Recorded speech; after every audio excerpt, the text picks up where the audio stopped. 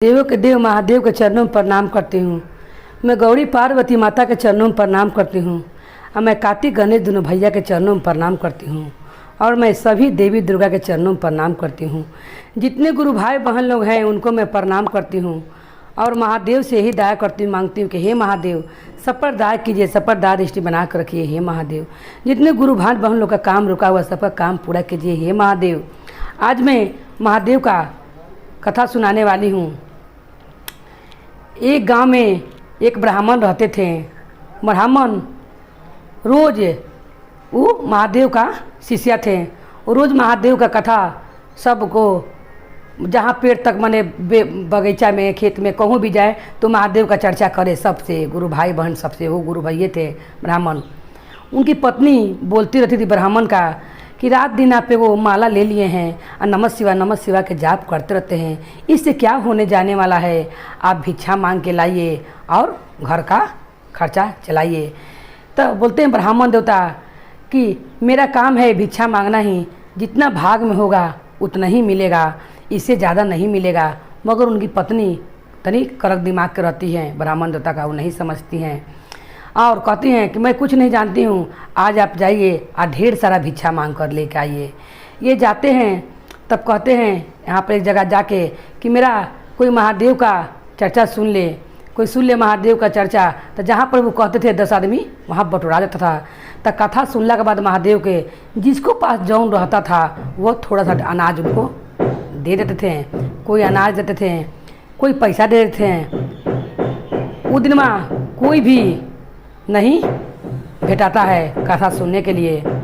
जब कोई नहीं भेटाता है कथा सुनने के लिए तब ये कहते हैं कि आज मैं अपना कथा किसको सुनाऊँ, महादेव का वर्णन मैं किससे करूँ।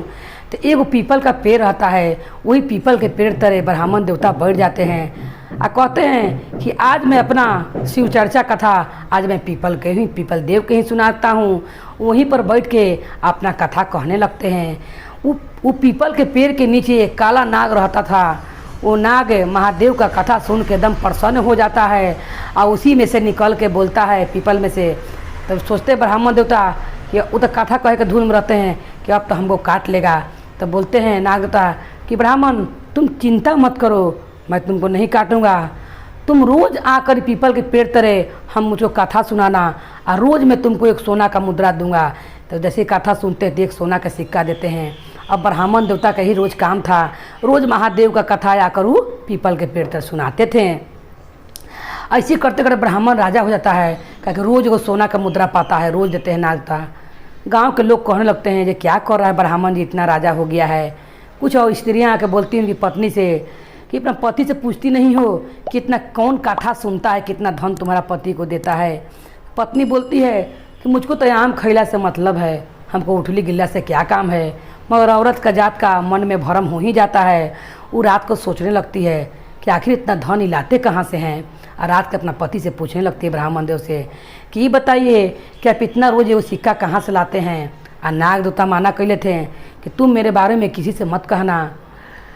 कहती है कि हम तो आपके धर्म की पत्नी हैं, आपको बताना ही पड़ेगा। तो उनका पति बोलते हैं ब्राह्मण देवता कि मैं नहीं कमाता था तभी तुम हमको रोज़ ताना देती थी कि थोड़ा सा अनाज लेके आते हैं। अब मैं धन लेके आ रहा हूँ फिर भी तुम कह रही हो कि रोज़ इतना सिक्का कहाँ से लाते हैं, तुमको कोई में भी चैन नहीं है।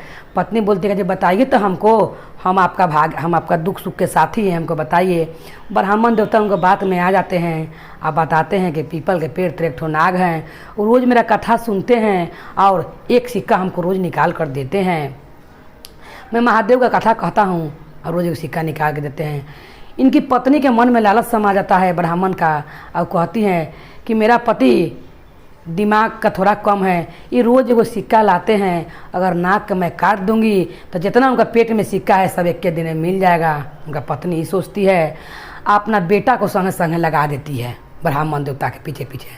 ब्राह्मण देवता जाके जैसे कथा सुनते रहते हैं नाग देवता के, और उसी उनका पुत्र क्या करता है कि दाब लेके जाता है और नाग तक पोछी काट देता है। जैसे पोछी पर दाब चलाता है नाग तो उनका पुत्र को डस लेते हैं और नाग तो ओझे बेहोश हो जाते हैं। पुत्र ओझे पर मर जाता है और नाग तो छटपटाते हुए बिल में घुस जाते हैं। जब उनका पत्नी के बात मालूम चलता है तो रोते रोते आती है, पूरा गांव के लोग आता है, पूरा भीड़ लग जाता है। तब ब्राह्मण देवता के मुंह पर लोग पानी छींटता है। तब ब्राह्मण देवता का नींद टूटता है। तब ब्राह्मण देवता कहते हैं कि मैं तो कथा सुना रहा था नाग देवता का, फिर ऐसा कैसे हो गया कि मेरा पुत्र का यह हाल हो गया। सारा बात पत्नी बताती है। तब बोलती है, बोल लगते ब्राह्मण था वही पीपर के पेड़ तक, हे नाग देवता, बहुत बड़ा मुझसे गलती हो गया, आप मेरा पुत्र को बकस दीजिए, सारा सोना का सिक्का ले लीजिए, मगर मेरा पुत्र को जीवन दान दे दीजिए। हे नाग देवता, आप निकल के अपना सारा बीक खींच लीजिए। नाग तय करते हैं, कहते हैं कि मैं तुम्हारा सारा धन नष्ट कर दूंगा, जितना धन दिया हूँ सब धन नष्ट कर दूंगा। मैं तुमको मना किया था ब्राह्मण कि तुम किसी को मत बताना, मगर तुम अपना पत्नी को बता दिया और तुम्हारा पत्नी लालच में मेरा पूंछ कटवा दिया। तब उसी समय पत्नी माफ़ी मांगने लगती है और कहती है कि हे नाग देवता, मुझे में लालच समा गया था, मुझे क्षमा कर दीजिए और मेरा पुत्र को जीवन दान दे दीजिए। उसी समय क्या होता है कि महादेव की कृपा से नाग देवता उस पर दया करते हैं और उसी समय सारा बीक उनका खींच लेते हैं। उनका पुत्र जीवित हो जाता है और फिर महादेव की कृपा से नाग तक पूछ जुट जाता है। तो इसीलिए कहा जाता है गुरु बहन लोग कि लालच बहुत बुरी बला होता है। तो जैसे महादेव नागता उनका पुत्र पर कृपा किए और ये किसी को भी काट ले तो कृपा करे। बोलिए हर हर महादेव की जय, गौरी पार्वती मैया भवानी की जय, भैरव भैया की जय।